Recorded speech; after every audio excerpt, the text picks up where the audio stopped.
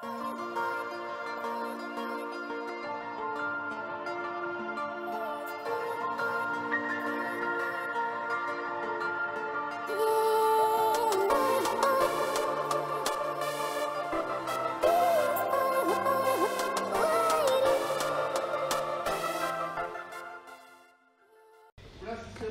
que tu vois, tu dis que par la vue, et cette vue t'empêche d'avoir l'oreille sensible à la voix de l'Éternel qui te parle. Tu as besoin ce matin de ne plus regarder toutes ces choses qui t'amènent à des découragements, qui t'amènent à ne plus aussi avancer, à ne plus oser marcher. Tu as besoin que ton oreille devienne sensible au message de Dieu, à la parole de Dieu. Cette voix qui est douce. Ce n'est pas une voix qui crie, mais c'est une voix qui est douce, pour Dieu t'encourager, te parler. C'est tellement que tu es occupé par ta vue que ton oreille devient insensible. Tu as besoin que ton oreille devienne sensible. Amen. Amen. Voilà, merci. Merci à l'équipe. On peut les encourager hein, quand même. Et à toute l'équipe également, là-haut. Voilà, c'est pas toujours évident, il y a des répétitions, il y a des choses comme ça. Et c'est pas évident. Merci à eux. Merci à vous d'être là ce matin. Qui est là pour la première fois ce matin? Ici, dans l'église Le Phare. Tout le monde est déjà venu. Soyez le bienvenu, messieurs, dames. Est-ce qu'on peut les accueillir? Voilà.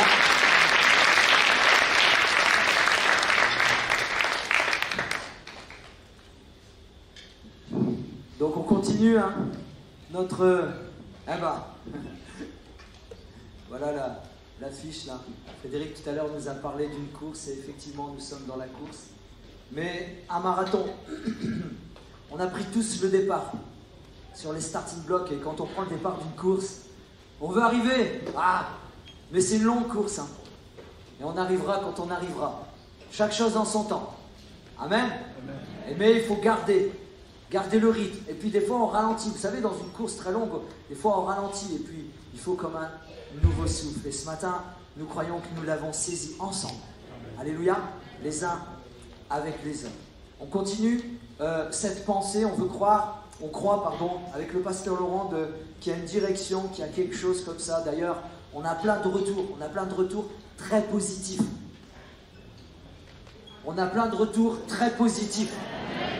C'est pas juste pour que vous disiez Amen, hein. Ça fait plaisir, mais c'est qu'on réalise ensemble, oui c'est vrai, il y a plein de retours positifs. Dieu est à l'œuvre. Dieu est à l'œuvre ce matin, mais il est à l'œuvre régulièrement, semaine après semaine.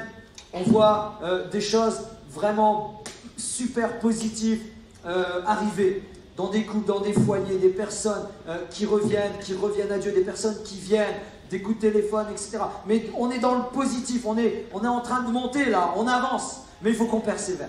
Amen. C'est pour ça qu'on est focalisé dans Acte 2, au verset 42 à 47. On peut, voilà, le passage va s'afficher à l'écran. Acte 2, 42 à 47, il persévérait dans l'enseignement des apôtres, dans la communion fraternelle, dans la fraction du pain et dans les prières. On l'a vu, on l'a développé, enfin, c'était très réduit, hein, on a développé, mais on continue parce qu'on pourrait parler des heures et des heures et des heures entières juste sur ce verset. La crainte s'emparait de chacun et il se faisait beaucoup de prodiges et de miracles par les apôtres. Tous ceux qui croyaient étaient dans le même lieu, comme ici ce matin. On croit, on est dans le même lieu, peut-être tu ne crois pas, peut-être tu es venu là, peut-être tu ne crois pas encore, saisis, ouvre ton oreille comme on l'a entendu et puis ouvrons nos cœurs ce matin à la parole de Dieu. Il se faisait beaucoup de prodiges et de miracles par les apôtres, tous ceux qui croyaient étaient dans le même lieu et ils avaient tout en commun. Ils vendaient leurs propriétés et leurs biens et ils en partageaient le produit entre tous, selon les besoins de chacun. Ils étaient chaque jour, tous ensemble, assidus au temple. Ils rompaient le pain dans les maisons et prenaient leur nourriture avec joie et simplicité de cœur. Louant Dieu, et trouvant grâce auprès de tout le peuple.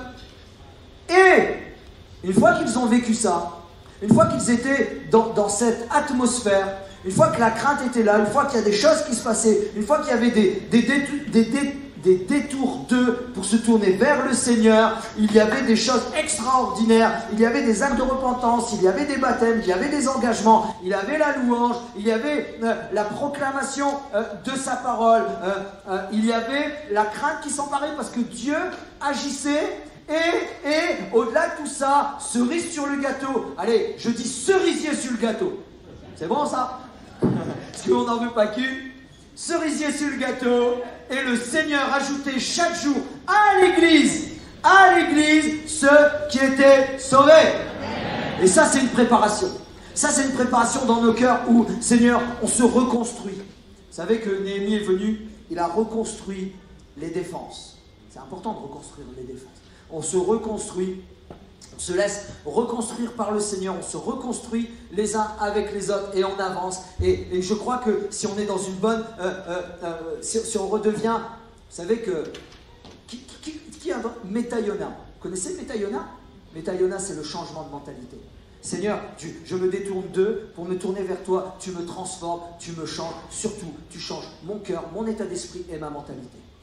Seigneur, on a besoin que nos mentalités changent. Seigneur, on veut saisir la mentalité du royaume de Dieu. C'est ce que les premiers chrétiens ont vécu. Ils avaient une culture. Ils avaient des choses bien dirigées, etc. Joséphus, l'historien, a écrit qu'ils ont abandonné toute leur culture, tout ce qui se passait, afin de vivre pleinement ensemble, quelle que soit leur nationalité, d'où ils venaient, le fondamental de la résurrection de Christ. Et l'Église, le Seigneur ajoutait à chaque jour ceux qui étaient sauvés. Et c'est ce qu'on veut. C'est ce que nous voulons vivre. Mais il y a un prix. Il y a qu'on doit avancer ensemble. Et c'est pas évident. On est plusieurs ici ce matin. On est quelques-uns. Les jeunes, les ados qui sont là-bas, les plus anciens, etc. C'est pas évident de nouer tout cela ensemble. Mais comme le pasteur l'a dit, il y a pas la semaine dernière, le pasteur Laurent, pas la semaine dernière, la semaine d'avant, seules les églises, seul Jésus-Christ est capable de réunir dans le même lieu, dans l'entente, dans la paix, dans l'amour, dans l'affection, des gens qui viennent de tous les niveaux sociaux, de tous les continents, les 5 continents, peut-être les 5 continents sont représentés ici ce matin, etc. Et puis, il n'y a que Dieu seul qui peut nous réunir ensemble ce matin. Ça, c'est une grâce de Dieu. Tu peux te retourner vers une ou deux personnes sans toucher, sans contact. Juste, ah, tu es mon frère, tu es ma soeur. On est unis, on est ensemble. On est unis, on est ensemble. On est ensemble. Ou sinon, je vous fais chanter. Non, je ne ferai jamais ça. Il faut m'abattre, hein, là-haut, il faut me sniper si je veux faire ça. Stéphanie s'en chargera. Et on est dans une église qui est vivante. Où je dirais ceci, c'est notre titre, c'est notre point. Une église qui doit devenir vivante ou qui doit vivre la vie. Mais on veut une église vivante. Amen. Et une église vivante, on a vu avec le pasteur Laurent, c'est une église unie.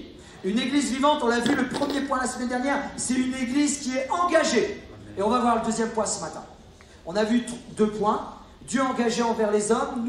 Nous sommes engagés envers Dieu. Et nous devons s'engager, s'engager ou se réengager parce qu'il y a eu des désengagements. C'est correct tout ça, des désengagements. Voilà, au bénéfice pour l'Église, au bénéfice de l'Église, à l'intention de l'Église. Le réengagement est important. On a vu la semaine dernière que Dieu s'est engagé envers l'humanité depuis le départ. On a vu la chute. On ne peut pas revenir dans le détail. On a vu que l'être humain a chuté, il s'est séparé de Dieu, mais Dieu tout de suite, d'entrée de jeu, il n'a pas attendu très longtemps, il s'est engagé, un jour viendra un sauveur. Je synthétise, hein. Allez voir, c'est depuis hier, enfin depuis ce matin très tôt sur internet pour la première partie. Allez voir la première partie.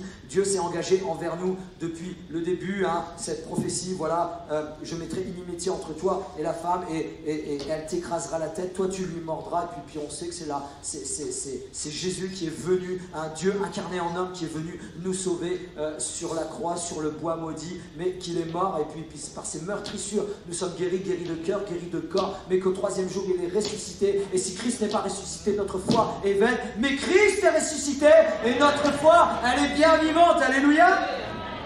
C'est Dieu engagé envers l'humanité. Et d'autant plus qu'une fois que Jésus est ressuscité, la Bible nous dit qu'il est reparti au ciel près du Père, il intercède, il est revenu à la place initiale, je dirais ceci, il est revenu à la place initiale, mais il nous a dit, je serai tous les jours avec vous. Ça, c'est aussi un de ses engagements. Et nous, la plupart d'entre nous, et peut-être ce matin, peut-être pas, peut-être des ados, peut-être des adultes, tu vois, et ils ne sont pas encore engagés avec le Seigneur. Ouvre ton cœur et puis ouvre ton cœur à Dieu, apprends à lire la Bible, ou alors commence à lire la Bible. Moi, j'ai dû apprendre à lire la Bible pour différentes raisons. Et puis, il y a des grands lecteurs ici, je vous encourage à lire la Bible, je vous encourage à vous munir d'une Bible. On va même vous l'offrir s'il faut. La bibliothèque dit Amen, ouais, c'est vrai. Vous êtes avec moi, ok. C'est important de lire la Bible. Et puis vraiment, la plupart d'entre nous, je disais, on est engagés avec le Seigneur. Et la semaine dernière, symboliquement, ensemble, on a comme renoué notre engagement envers Dieu. Et on a vu cet exemple, plusieurs exemples, mais dont c'est un petit peu la mode en ce moment, enfin depuis quelques années, où on se réengage dans nos vœux de mariage. Ça, c'est magnifique, c'est beau, c'est extraordinaire. Bon, c'est un peu l'histoire de faire la fête, hein, mais bon, bref. Mais c'est important, la semaine dernière, symboliquement, ensemble, on s'est réengagé. Seigneur, on veut se réengager avec toi. Et aujourd'hui, on va voir s'engager ou se réengager pour l'Église, au bénéfice de l'Église, à l'intention de l'Église. L'Église, c'est vous, c'est moi. L'Église, c'est le corps. L'Église, c'est celui qui est à ta droite, celui qui est à ta gauche, celui qui est derrière, celui qui est devant. C'est nous, l'Église. C'est nous, l'Église, c'est se réengager. Quelqu'un un jour a dit, notre matière première, la chose la plus importante, c'est pas les super instruments qu'on a derrière. C'est pas les super trucs. Alors, je sais même pas ce qu'il y a pas là-dedans. C'est pas ça. C'est pas la super technique. C'est pas voilà tout ce qui est autour. C'est l'être humain. Notre matière première, c'est l'être humain. Notre matière première, c'est vous. Bien sûr, matière, ne prenez pas ça comme... Voilà. La chose la plus importante ici, c'est vous, c'est moi. D'accord ? On peut faire tout ce qu'on veut techniquement super bien, nickel, limpide, à la fraction de seconde, que si ce n'est pas arrosé par le Saint-Esprit, on ne fera pas mieux que certains techniciens, etc. On ne fera pas mieux. Mais par contre, si tout est accordé, si nos violons sont accordés, si la musique est accordée, si l'accueil est accordé, si la technique est accordée, si l'accueil, le café, le point info, le point, je ne sais plus les points qu'il y a là, il y en a tellement de points là-bas, je les ai notés, et si tout est accordé dans la prière, avec le groupe des enfants, avec chaque moniteur, chaque monitrice, là ça prend une dimension spirituelle, où Dieu il vient, c'est pas parfait, mais Dieu il vient, Dieu intervient et il touche les cœurs et il change des vies. C'est là que le Seigneur agit. Et c'est pour ça qu'on veut se réengager. On veut se réengager pour les hommes, pour les femmes, afin qu'ils avancent, qu'ils connaissent, qu'ils s'accrochent à Christ. C'est ma passion, c'est notre vie. S'engager ou se réengager pour l'Église, au bénéfice de l'Église, à l'intention de l'Église. J'ai choisi un passage, quelques versets qui se trouvent dans Jacques. Vous connaissez Jacques a dit ? Jacques l'a dit.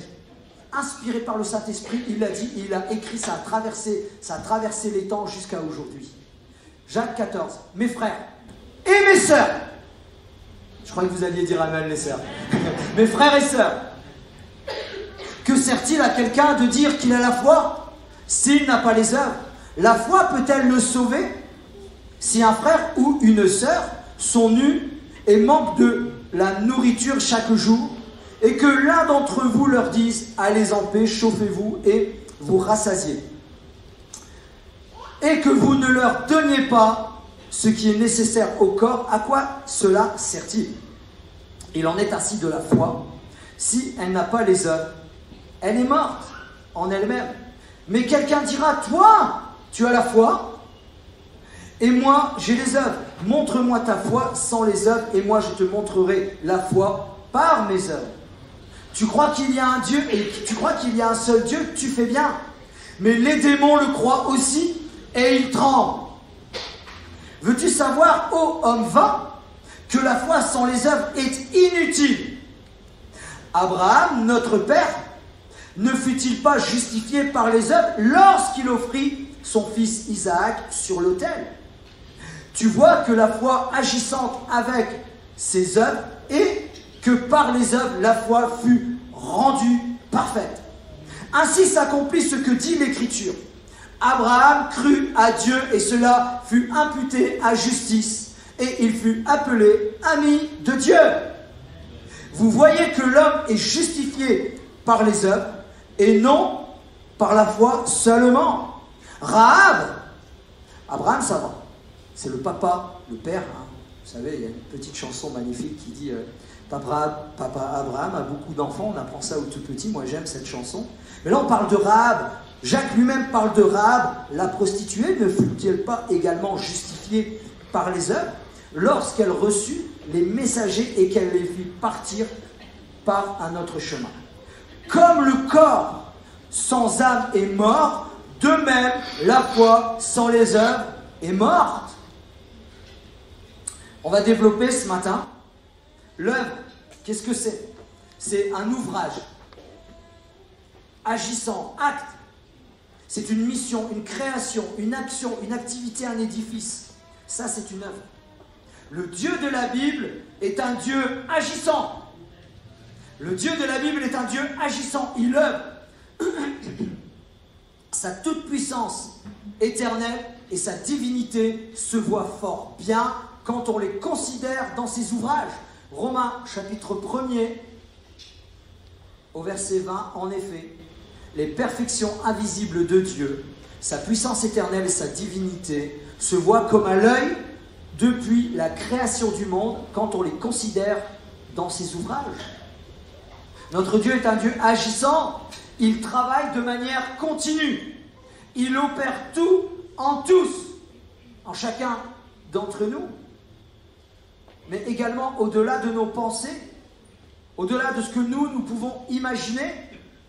Ses œuvres sont grandes et nombreuses. Le psaume 104, verset 24, que tes œuvres sont en grand nombre. Ô Éternel, tu les as toutes faites avec sagesse. La terre est remplie de tes biens.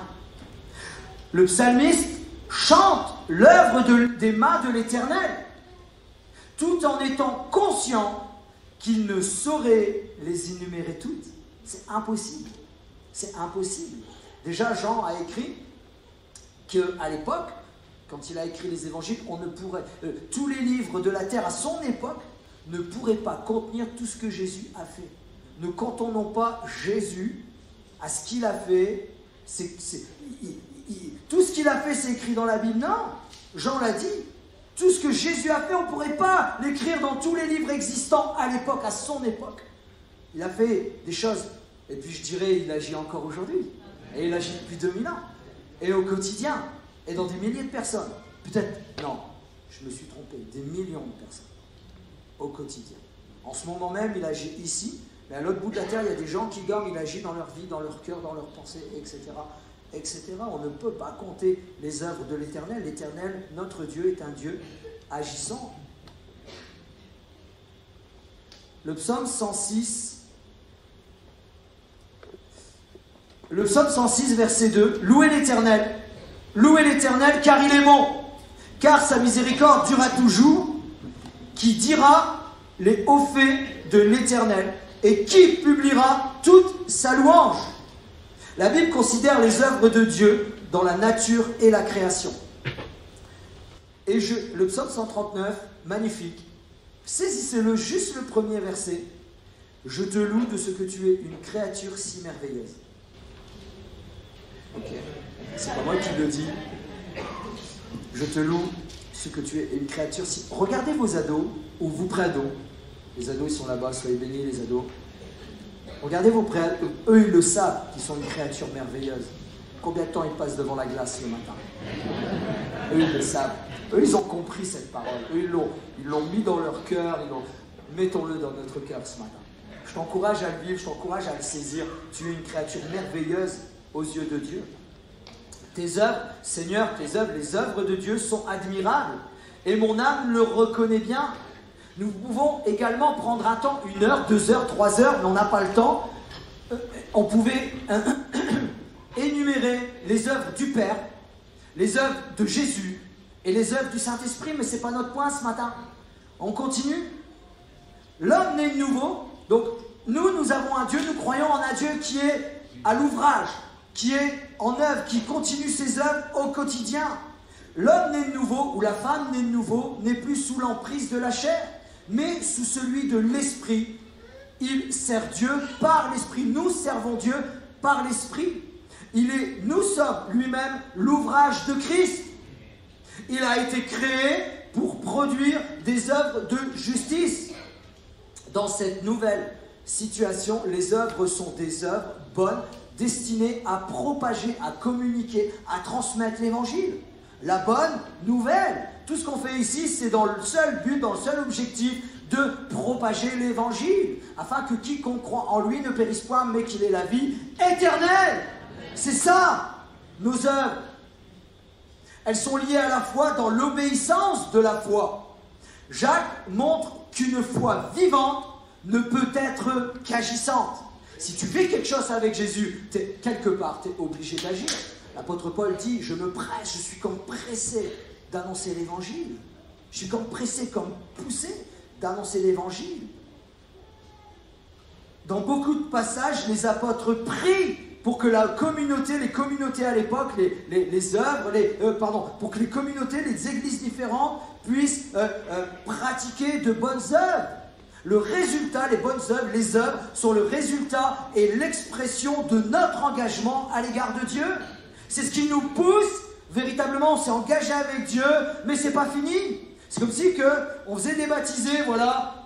Je suis sous le baptistère, en plus je vais tomber, je vais me rebaptiser. Non, pas besoin. C'est comme si on faisait des baptisés, puis une fois que tu es baptisé, ça y est, t'as tout, et puis on te met dans... Non, nous sommes appelés à œuvrer, Les œuvres bonnes sont l'attestation visible de la réalité du règne de Dieu sur la terre, et je dirais dans nos vies également. L'Épître aux Éphésiens déclare que Dieu a préparé d'avance des œuvres bonnes en vue de l'œuvre du service. Il marque même du ministère, du service universel des croyants. On va lire ce tout petit verset, Éphésiens chapitre 4, verset 12. Pour le perfectionnement des saints en vue de l'œuvre du ministère et de l'édification du corps de Christ. Là, il parle juste avant des 5 ministères dons, mais le mot ministère, c'est ce qu'on va essayer de développer pendant quelques minutes. L'œuvre du service ou du ministère. Le mot ministère dérive du latin. Je vais faire du latin ce matin. Ministerium. Amen. Dites amen par la foi. Dites amen. Dont la forme populaire ministerium a donné mistrier au Xe siècle, qui devient métier. Le mot métier. Dans la Bible, ce mot se traduit surtout par le grec diakonia, qui signifie tout simplement service. Alors, je ne peux pas non plus rentrer dans le détail, sinon là on pourrait développer pendant des heures et des heures, mais je vais synthétiser sur un mot qui nous intéresse ce matin pour notre échange, notre partage, c'est diakonia. Mais il y a plusieurs traductions, il y a plusieurs mots qui viennent du grec pour énoncer le ministère. Le verbe service, c'est diakoneo, qui revient 37 fois dans le Nouveau Testament, qui est utilisé dans des sens différents, dans plusieurs sens. Il y a le terme diakonia, à ses dérives qui désignent toutes les formes de ministère. Le mot diakonos est également utilisé dans un sens plus restreint. Mais tous les ministères de la Nouvelle Alliance sont des diaconies. Il y a simplement des spécialisations et des services suivant les dons reçus, selon ce qu'on a reçu de Dieu. Les uns servent par la parole, les autres par d'autres moyens qui sont vastes. Le non-service diaconat, c'est celui-là qu'on va plus ou moins développer ce matin. Le non-service diaconat, 34 fois s'emploie pour. Pourquoi on peut l'employer? Eh bien, tout simplement pour le service aux tables. Nous trouvons dans Luc, Marthe occupée à servir tout le monde, dans des soins domestiques. Il y avait aussi dans les actes des apôtres, vous savez, à un moment donné, quand les veuves étaient mal servies, etc., les apôtres, ils n'en pouvaient plus, et puis ils disent, voilà, nous on va retourner à la prière, mais on va choisir ils ont choisi 7 personnes, des diacres, pour servir, pour un ministère spécifique, pour servir aux tables. Mais ils n'étaient pas cantonnés côte à côte. Souvent on dit, voilà, les diacres, voilà, vous servez dans le bien matériel. Non, puisque Étienne prêchait. Mais je ne peux pas développer là ce matin par rapport à ça. Mais tout simplement, ils ont élu 7 personnes qui ont servi dans ce ministère spécifique.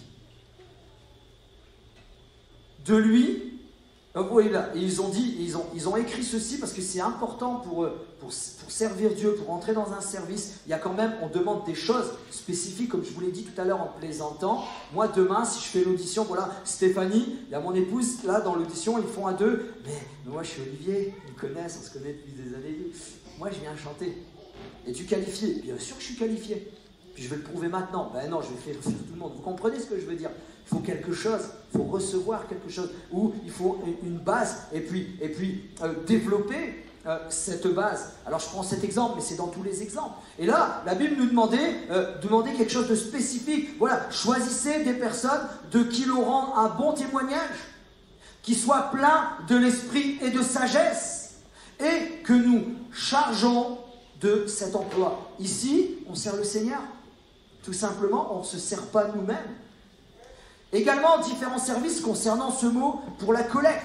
On voit de différentes façons, voilà, ils faisaient des collectes, mais la collecte là, il fallait la transporter. Il fallait la transporter d'un point A à un point B, et souvent c'était des kilomètres, il y avait des dangers, etc.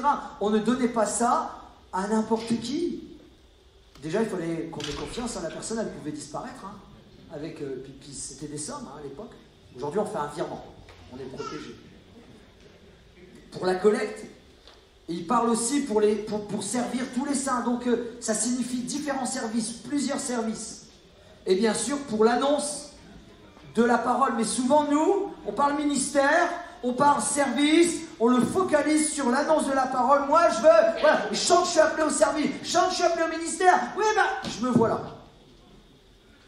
Je crois qu'il y a un temps, et si vraiment ce que tu as sur le cœur, c'est vraiment la parole, alléluia, amen, amen. Il n'y a personne qui a appelé à prêcher la parole ici? Ben si, moi je crois qu'il y a des appels dans tous les domaines, dans tous les niveaux. Paul parle du diaconat reçu, du service que lui a reçu. Paul parle du diaconat reçu du Seigneur Jésus, d'annoncer la bonne nouvelle de la grâce de Dieu. Ça, c'est son appel. C'est lui, il l'a reçu. Acte 20, verset 24, mais je n'ai fait pour moi-même aucun cas de ma vie, comme si elle m'était précieuse, pourvu que j'accomplisse ma course avec joie, on l'a entendu tout à l'heure, et le ministère que j'ai reçu du Seigneur Jésus. Lui, il a reçu ça, il le sait, d'annoncer la bonne nouvelle de la grâce de Dieu. Lui, Paul, connaissait son ministère, connaissait le ministère, ou les ministères, je dirais, ou les ministères qu'il avait reçus. Alors, sur Paul, il y a des dizaines de livres. Moi, j'ai lu un livre de 300 pages à peu près. On apprend beaucoup de choses. On pourrait exposer pendant des heures et des heures là également. Il a reçu donc, ou les ministères qu'il avait reçus, les dons, les talents et les services. Selon les dons, les talents et les services que Paul avait reçus. Je pense que l'apôtre Paul a reçu beaucoup de choses de la part de Dieu. On l'appelle le théologien des théologiens. C'est une pointure, quoi. D'accord? Il a reçu certains dons et capacités, même quand il était encore Saul de Tarse. Je répète, parce que ça ne vous trouble pas, même quand il était appelé Saul de Tarse, quand il était encore Saul de Tarse. Et la Bible de lui, quand il était Saul de Tarse, il respirait le meurtre et la menace, mais Dieu avait préparé déjà les choses en avance. Et il les a, ces dons. Qu'est-ce qu'il en a fait? Je crois véritablement, Paul connaissait ses dons, Paul savait ce qu'il avait reçu de Dieu, mais il les a développés, aiguisés, il les a fait croître, il les a étendus et leur a donné de l'ampleur. Il n'est pas resté avec ce qu'il avait reçu. Il les a fait multiplier par l'action du Saint-Esprit, mais par la sueur. Il a mouillé la chemise, il a mis les mains dans le cambouis. J'ai trouvé votre expression à vous. Il a développé. Et il a mis tout cela au service de Dieu. Il s'est engagé à vitam aeternam pour le service de Dieu, pour l'avancement du règne de Dieu sur cette terre. Et un jour, il a écrit ceci, moi ça me parle, et c'est je veux que ça vous parle ce matin. Et un jour, il a écrit ceci dans 2 Timothée, chapitre 4, verset 13. « Quand tu viendras, il parle à Timothée, quand tu viendras, apporte le manteau que j'ai laissé à Troas, chez Carpus, et les livres, surtout les parchemins. » Les livres, surtout les parchemins, on va s'arrêter quelques secondes sur ça. Ces livres désignaient des rouleaux de papyrus contenant les écrits de l'Ancien Testament, c'est sûr. C'est comme ça. Le parchemin était fabriqué à partir de peaux d'animaux à l'époque. Aujourd'hui, on a juste 3 clics à faire, une clé USB. Enfin, il y a même des moyens que je suis encore... bref, moi je suis à la clé USB, voilà, au mail, c'est déjà pas mal. À l'époque, c'était le parchemin était fabriqué à partir de peaux d'animaux, ce qui en faisait un matériau très cher.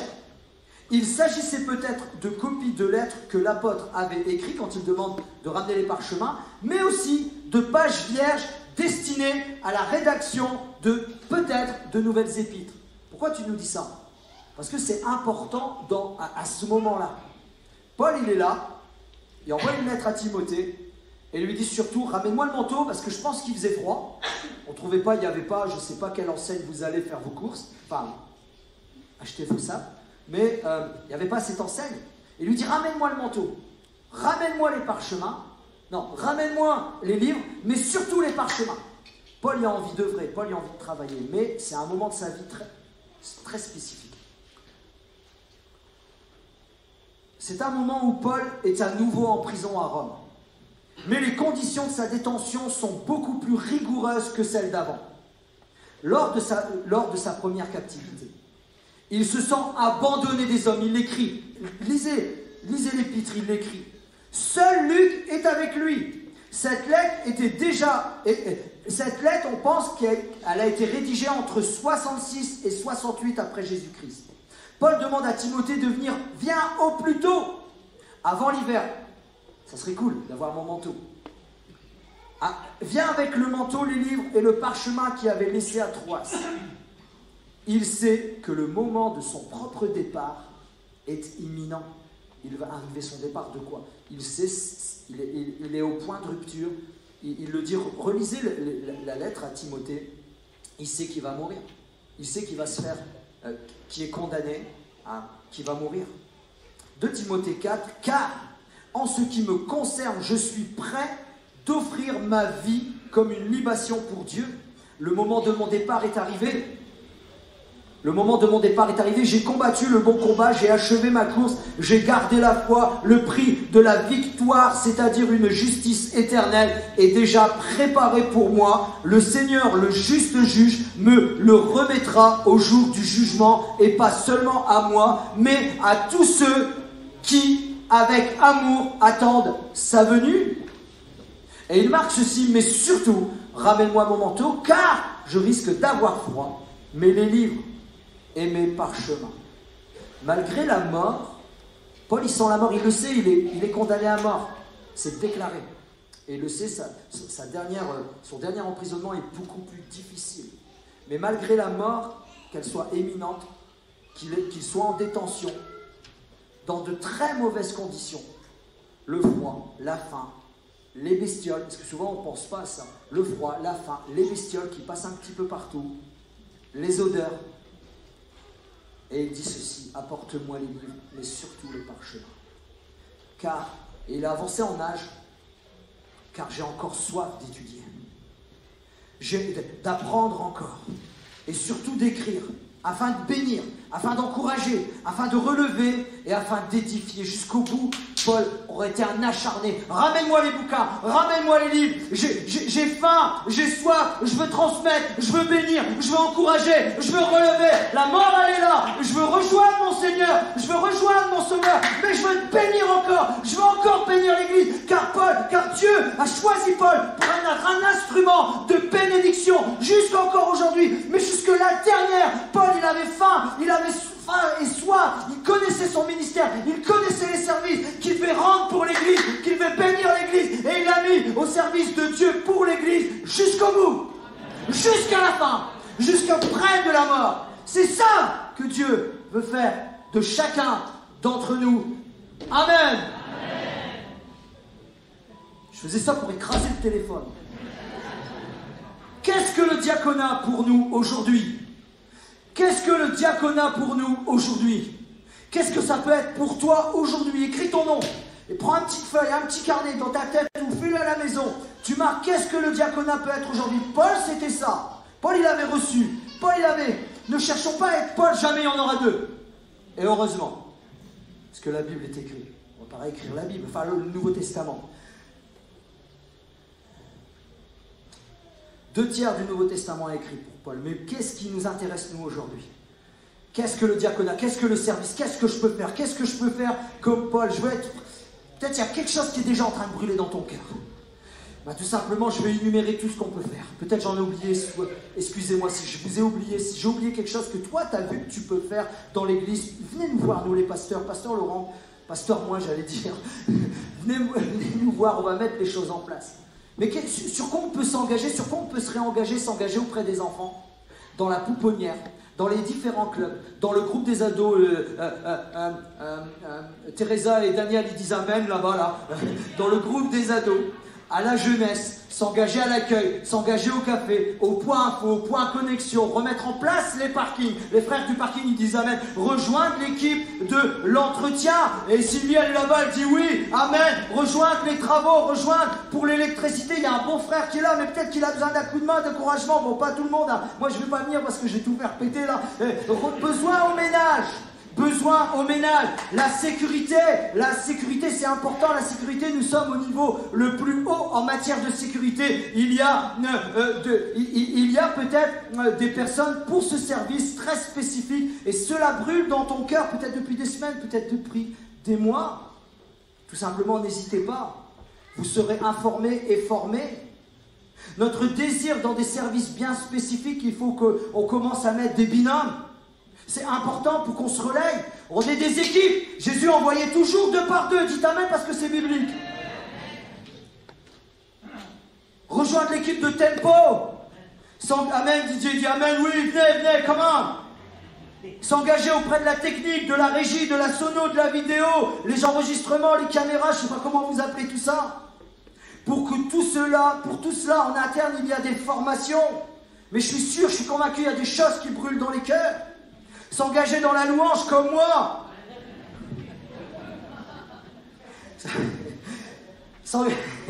S'engager dans la louange. Comme chante, comme musicien. S'engager dans la communication. Daniel, il me regarde, il dit oui. Des hommes, des femmes, des jeunes, des moins jeunes, qui s'y connaissent, qui savent taper sur un clavier, qui ont des idées pour faire des choses. S'engager dans la communication, s'engager dans la librairie, on veut oublier personne. J'étais là ce matin, je réfléchissais encore. Seigneur, je veux oublier personne. J'ai pas envie de perdre ma tête, Seigneur. Non, je veux juste oublier personne. Bénir dans la librairie, s'engager, peut-être s'engager ou se réengager à ouvrir sa maison pour recevoir un petit groupe de prière, un petit groupe de partage. Ah, quelques personnes, on a mis des règles bien spécifiques pour ça. Peut-être tu as sur ton cœur d'animer un groupe de maison, d'animer un groupe de prière.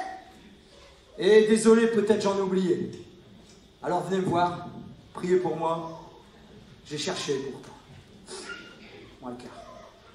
Paul dit la même chose en parlant de l'œuvre de la foi, 1 Thessaloniciens, chapitre 1er, verset 3. Nous rappelant sans cesse l'œuvre de votre foi, le travail de votre charité et la fraternité de votre espérance en notre Seigneur Jésus-Christ devant Dieu notre Père.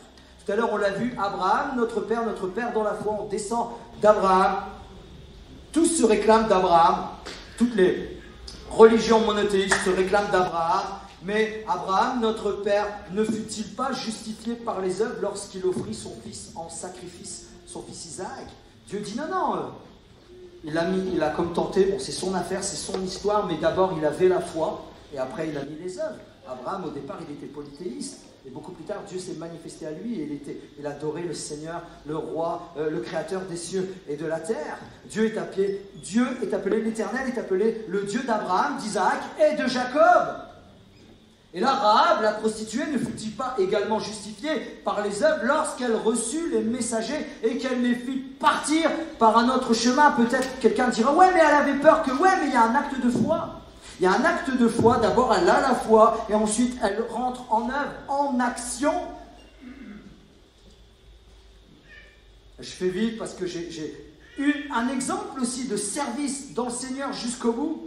Luc 2, verset 36. Luc 2, verset 36. Je saute des versets. Luc 2, verset 36. Il y avait aussi une prophétesse, Anne, fille de Phanuel, de la tribu d'Azer. Elle était fort avancée en âge. Elle était fort avancée en âge. Pourquoi tu cries, je vais le dire après.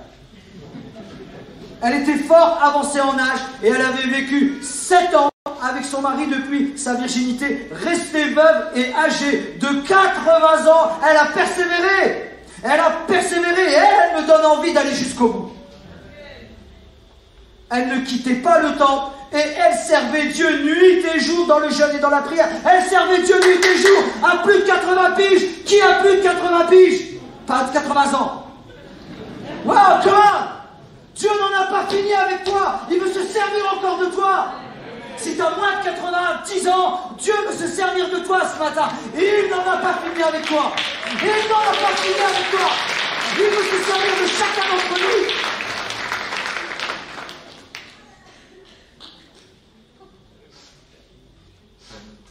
L'exemple parfait.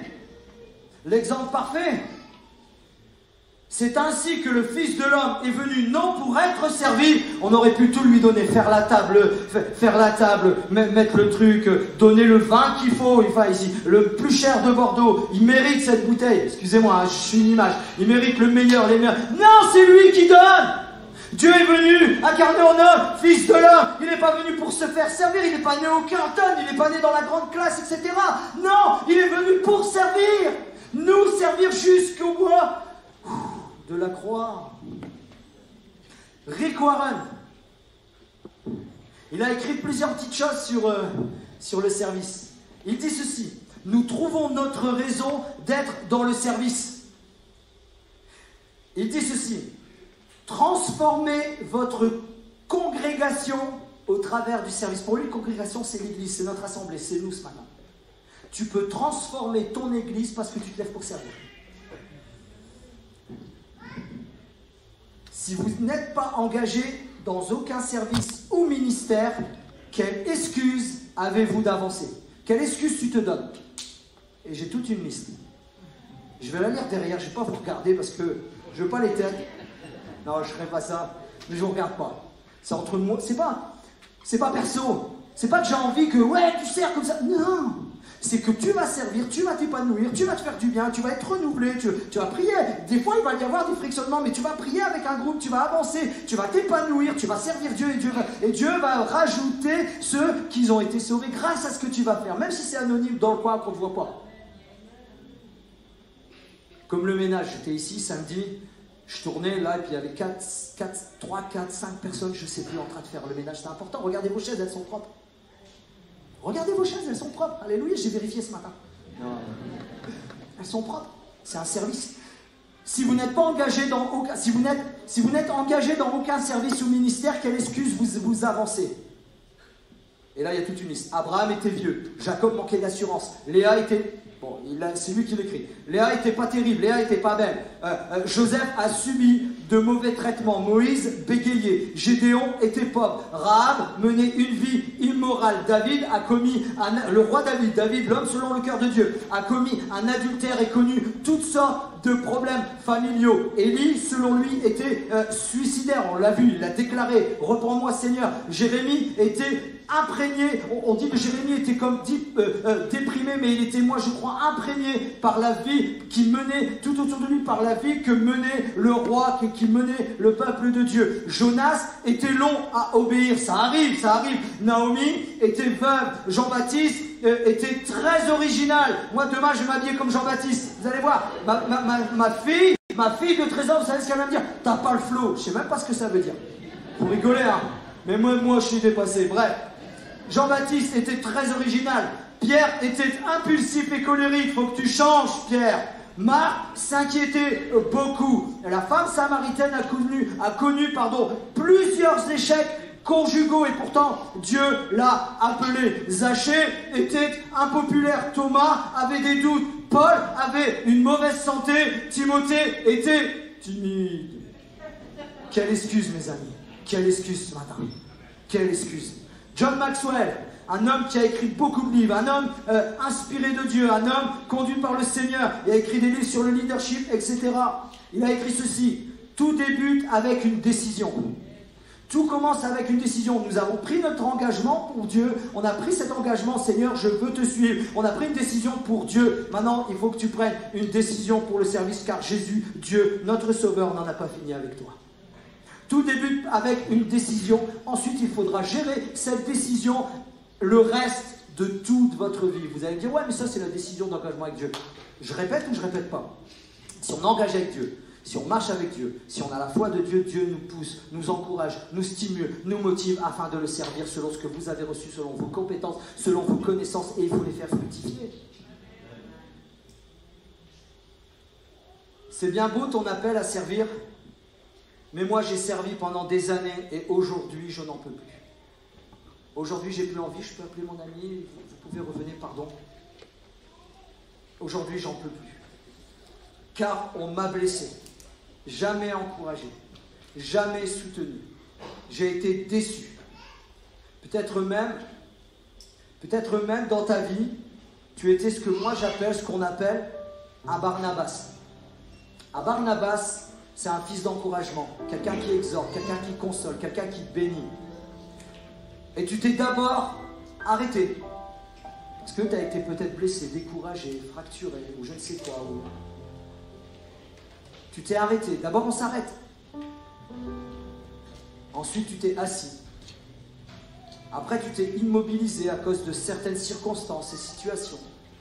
Ce matin, il y a une pensée qui revient à ce que tu étais, à qui tu étais. Notre Dieu t'appelle, notre Dieu nous appelle, notre Dieu t'appelle, toi, peut-être qui as été blessé ou autre, à revenir à ce que tu étais auparavant. À revenir, à servir le Seigneur, selon ce que tu as reçu. Je vais lire ceci, ne laisse pas mourir le corps de Christ à cause de ton manque d'œuvrer pour son développement, son épanouissement, son édification et son avancement spirituel. Seigneur t'appelle ce matin à t'investir ou à te réinvestir. Bien sûr, il y a peut-être des guérisons qui sont là, il y a peut-être une plaie qui est là, il y a peut-être quelque chose qui est là. Et je vais dire ceci avant qu'on passe nos 2 petites vidéos. On a encore 3-4 minutes de... Tout le monde est important. Tout le monde est important. Regarde une ou 2 personnes, dis-lui, tu es important. Regarde, tu es important. Tu es important. Est-ce qu'on peut passer notre première vidéo, les 20 premières secondes? Merci Marie-Christine. C'est parti, c'est parti, c'est parti.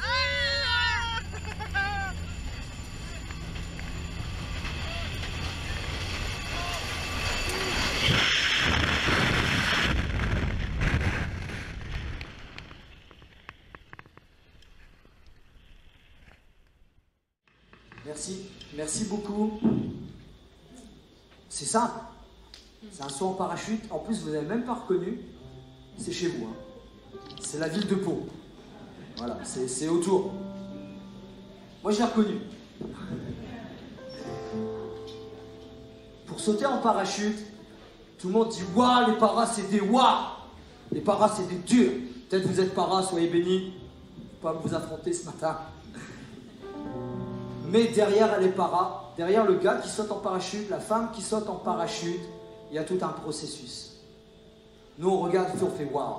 C'est vrai, il faut du courage. J'ai pas ce courage. Ça coûte cher. Mais il y a des gens très importants derrière qu'on ne voit pas, qu'on n'entend jamais parler d'eux. Et c'est bien entendu notre deuxième vidéo. Swali Idriss, j'appartiens au 1er régiment du train parachutiste. J'exerce comme fonction plieur ainsi que chef d'équipe. Après mes classes, j'ai passé mon premier stage en tant qu'arrimeur-largueur. Ensuite, je suis parti en Guadeloupe et en Guyane faire la mission pour laquelle notre régiment a été affecté. Ici, on fait du pliage lourd, ce qui est important parce que s'il n'y avait pas de parachute, on ne pourrait pas larguer notre matériel. Tout d'abord, le premier circuit, c'est la tour. Si les parachutes sont humides, eh bien on les sèche, on les débarrasse de tous les corps étrangers qu'il y a. Ensuite, on les envoie à la visite. Leur travail consiste à vérifier que la voile n'a pas de déchirure, de brûlure en vue du pliage. Mon travail de chef d'équipe consiste à vérifier, contrôler le travail de mes plieurs. C'est-à-dire qu'il y a normalement 4 phases pour le pliage d'un parachute. Moi, lors de ces 4 phases, mon travail, c'est de bien vérifier qu'ils font le bon nœud et qu'ils mettent la bonne drisse. Chaque drisse a une résistance, donc il ne faut pas mettre n'importe quelle drisse à n'importe quel endroit. Et ainsi qu'ils ne font pas d'erreur de pliage.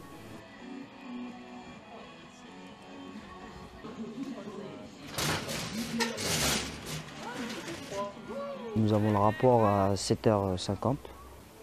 Sport de 8h à 10h le matin, puis de 10h à midi. Ensuite de 13h jusqu'à 17h30, nous sommes à la section, on travaille. 17h30, on attend les ordres, on fait le dernier crinière et ensuite on va dire qu'on fait notre vie civile, normale. Je me douche, je commence à me préparer, je demande aux collègues si on sort, si on va boire un verre. Puis à ce moment-là, soit on sort, soit on va en course. C'est ce que je cherchais avant tout. C'est à pas rester tout seul dans mon coin et puis travailler pour travailler. Être avec des gens, apprendre à les connaître, travailler ensemble et puis savoir que chacun a besoin de l'autre pour avancer. Je suis soldat avant tout. J'exerce l'une des 400 spécialités de l'armée de terre. Vous l'avez vu, il y a un saut en parachute qui est très important. Le moindre détail, les gars peuvent mourir. Les femmes, les gens qui sautent en parachute peuvent mourir. Et puis on fait waouh, et puis derrière, il y a toute une organisation. Derrière, il y a toute une organisation. Derrière, il y a des gens qui sont là, qu'on n'entend jamais parler, qu'on ne voit jamais. J'ai écouté au moins une dizaine de témoignages, peut-être 20 témoignages. Vous savez, il y a du travail derrière, même si il y a énormément de travail. Et ce que je veux dire par là, moi, ce témoignage m'a touché. Il est fier de ce qu'il fait. Ça se voit pas, c'est pas connu. On le proclame pas du haut des toits. On dit « Waouh, les emballeurs de parachute !» Il n'y a pas d'allée d'honneur pour les emballeurs de parachute. Il n'y a pas de reconnaissance, j'ai jamais vu, en tout cas, de reconnaissance pour les emballeurs de parachute.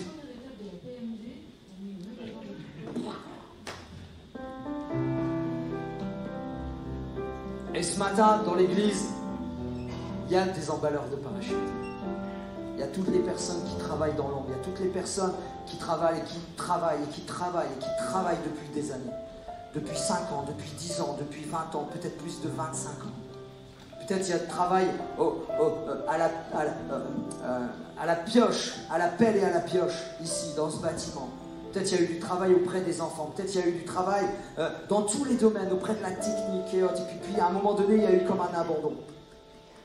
Et moi, ce matin, je t'invite, bien imparfaitement, je t'invite à dire Seigneur, peut-être pas dans l'immédiat, peut-être, mais répare mon cœur. Répare ma vie. Seigneur, j'ai été blessé, j'ai été découragé, j'ai plus envie, mais Dieu t'appelle. Dieu t'appelle ce matin. Je vais appeler des personnes. On va garder quelques instants, quelques minutes. Je crois que c'est important. Et on va faire un appel. Et tout le monde a les yeux fermés. J'invite tout l'auditoire, tout le monde. J'invite la technique, vraiment, c'est un temps personnel. Est-ce qu'on peut se permettre de prendre 1 minute, 2, 3 minutes de perso ici dans l'église?